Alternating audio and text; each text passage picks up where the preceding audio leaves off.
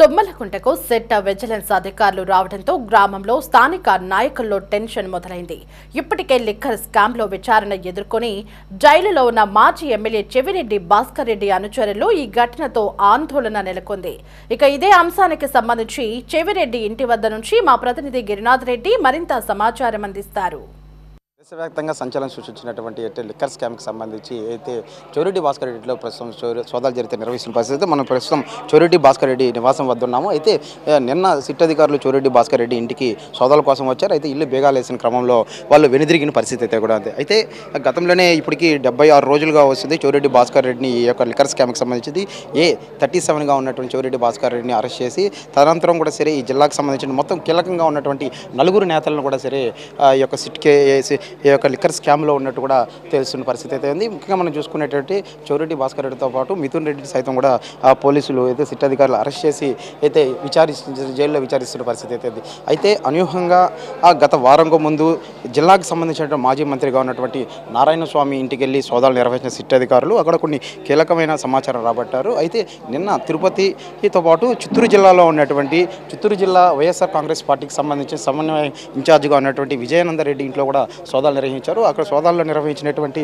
అధికారులకు అక్కడ కొన్ని కీలకమైనటువంటి డాక్యుమెంట్లు కూడా దొరికినటువంటి పరిస్థితి ఉంది. ఆ దిశగా కూడా సరే సిట్ అధికారులు విచారణ చేస్తున్న పరిస్థితి ఉంది. అయితే ఇప్పటికే చిత్తూరు జిల్లాకు సంబంధించినటువంటి విజయానందరెడ్డికి సంబంధించినటువంటి అయితే బోగస్ కంపెనీలు ఏవైతే ఉన్నాయో ఈ యొక్క బోగస్ కంపెనీలకు సైతం కూడా సరే ఎలా పెట్టారు, దానికి సంబంధించిన నగదు ఏ విధంగా వచ్చిందంటూ కూడా సరే విచారణ చేస్తున్నారు. అయితే చెవిరెడ్డి భాస్కర్ రెడ్డి తనయుని మోహిత్ రెడ్డిని అయితే గత 3 గంటల సోపుగా లోపల సిట్ అధికారులు అయితే ప్రజల వర్షం కురిపిస్తున్న పరిస్థితి ఉంది. ఒక మోహిత్ రెడ్డితో పాటు తన తమ్ముడైనటువంటి హర్షత్ రెడ్డి సైతం కూడా సరే సిట్ అధికారులు ప్రశ్నిస్తున్న పరిస్థితి అవుతుంది. అయితే మోహిత్ రెడ్డి ఏదైతే తుడా చైర్మన్గా ఉన్న సమయంలో ఏ విధంగా ఈ యొక్క తుడా చైర్మన్ ఉన్నప్పుడు వాహనాల్లో డబ్బులు తరలిచ్చారు, అయితే లిక్కర్ స్కామ్కి సంబంధించినటువంటి డబ్బులు తరలిచ్చారు అనే కోణంలో కూడా సరే వాళ్ళు ప్రశ్నలు కురిపిస్తున్న పరిస్థితి అయితే కూడా ఉంది.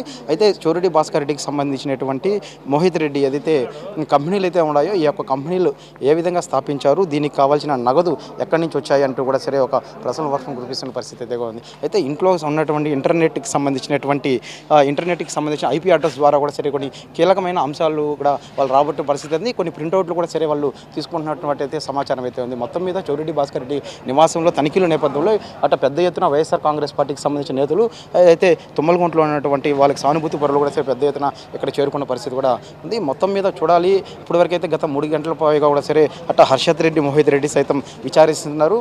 అయితే ఇప్పుడు సంబంధించినటువంటి ఇంటర్నెట్కి సంబంధించి IP అడ్రస్ కూడా తీసుకున్న పరిస్థితి అయితే ఉంది. మరోవైపు ఫోరెన్సిక్ నిపుణులు కూడా లోపలికి వచ్చిన పరిస్థితి అయితే అయితే ఇల్లు మొత్తం కూడా సరే పూర్తి స్థాయిలో సోదాలు నిర్వహిస్తున్న పరిస్థితి కూడా కనిపిస్తుంది. అయితే లోపల ఎలాంటి డాక్యుమెంట్స్ ఏమైనా ఉన్నాయా, పెన్ డ్రైవ్కి సంబంధించి హార్డ్ డిస్క్కి సంబంధించి కూడా సరే ఇలాంటి కీలకమైన ఆధారాలు కూడా సరే బయటపడే అవకాశాలు కూడా చాలా స్పష్టంగా కనిపిస్తున్న పరిస్థితి ఉంది. మొత్తం మీద జిల్లా వ్యాప్తంగా ఉన్నటువంటి ఈ యొక్క నలుగురు నేతల్లో లిక్కర్ స్కామ్లో ఉండడం చర్చనీయాంశంగా అయితే ప్రస్తుతం తిరుపతిలో ఉంది. కెమెరామెన్ లోకేష్ గిరి, సిటీ 24/7 తిరుపతి.